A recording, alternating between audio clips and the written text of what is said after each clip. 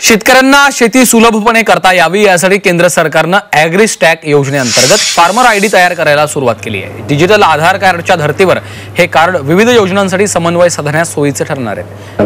नेमकी ही योजना काय आहे याबाबत उपविभागीय कृषी अधिकाऱ्यांच्या सोबत संवाद साधलेला आहे आमचे प्रतिनिधी योगेश खरे यांनी। नाशिकचे अधिकारी आहेत, कृषी अधिकारी, त्यांच्याकडून सर नेमका काय पुरावा आहे आणि कशा पद्धतीने तयार होणार आहे यासाठी काय काय शेतकऱ्यांनी करायला हवं? सर, हा अत्यंत महत्त्वाचा दस्तावेज तयार होणार तर डिजिटल स्वरूपात राहणार आहे। जसं आपलं आधार कार्ड आपलं जे डिजिटल स्वरूपात आहे तशाच प्रकारे हे राहणार आहे।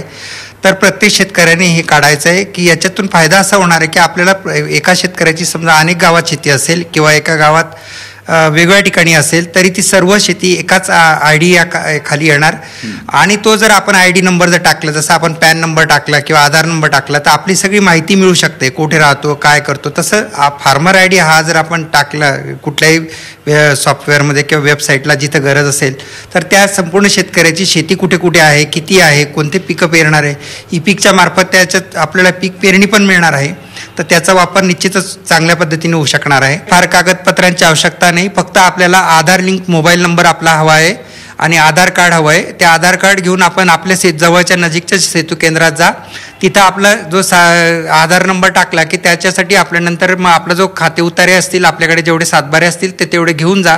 त्याची कागदपत्राची गरज नाही, फक्त त्याचा नंबर जरी आपल्याला माहिती असेल तरी ते आपण सेतू केंद्रावर जे व्यक्ती असतील, ती काम करणारी असेल, त्यांना सांगितलं तर ते रिट्रीव्ह करून आपल्याला एका छताखाली एका शेतकऱ्याकडे जी असलेली संपूर्ण जमीन आपल्याला एकत्रितरित्या पाहता येईल। व्हिडिओ जर्नलिस्ट सोनू भिडेसह योगेश खरे, झी मीडिया, नाशिक। अमरावती जिल्ह्यामध्ये शासकीय तूर खरेदीसाठी शेतकऱ्यांनी नोंदणी केली आहे। या नोंदणीसाठी 24 मार्च पर्यंतची मुदतवाढ देण्यात आली आहे। मात्र शासकीय तूर खरेदीला अद्याप सुरुवात न झाल्यामुळे शेतकऱ्यांना खासगी बाजारामध्ये तूर विकावी लागते। शासनाची तूर खरेदीची आधारभूत किंमत 7,750 रुपये इतकी आहे, तर खासगी बाजारात तूर 6,800 ते 7,200 रुपये प्रति क्विंटलनं विकली जात आहे। शासनाच्या उदासीन धोरणामुळे शेतकऱ्यांच्या तुरी ह्या 700 ते 1,000 रुपयापर्यंत कमी विकल्या जात आहे।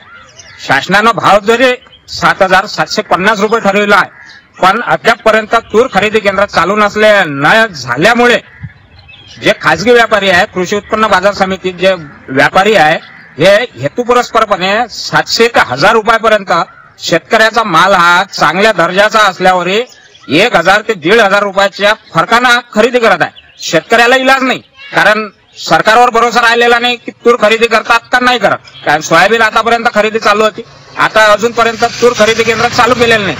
हंगाम होऊन तूर निघून एक महिना, सव्वा महिना झालेला आहे असल्यावरही तूर खरेदी केंद्र अद्यापपर्यंत चालू झाले नाही। शासनाने लवकरात लवकर तूर खरेदी केंद्र चालू करा। जालना जिल्ह्यात हरभरा, सोंगणी आणि मळणीला वेग आलेला आहे। यंदा रब्बी हंगामात हरभरा पिकाखालील क्षेत्रात वाढ झाल्यामुळे हरभऱ्याची बाजार समितीमध्ये आवक वाढली आहे। त्यामुळे हरभऱ्याच्या दरात गेल्या वर्षीच्या तुलनेत 1,500 घसरण झाली।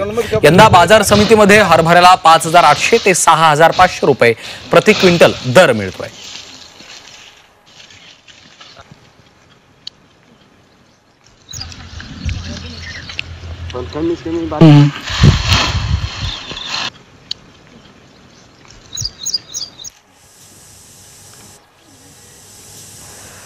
जालना आणि बदनापूर बाजार समितीच्या निवडणूक कार्यक्रमाला स्थगिती देण्यात आलेली आहे। या दोन्ही बाजार समित्यांचा निवडणूक कार्यक्रम 4 फेब्रुवारीला जाहीर केला होता। मात्र बाजार समितीच्या विभाजनाबाबत उच्च न्यायालयामध्ये रीट याचिका दाखल केली आहे। त्यामुळे भविष्यातली गुंतागुंत टाळण्यासाठी या दोन्हीही बाजार समित्यांच्या निवडणूक कार्यक्रमाला स्थगिती दिलेली आहे। पणन विभागाच्या उपसचिवांनी याबाबत आदेश काढले।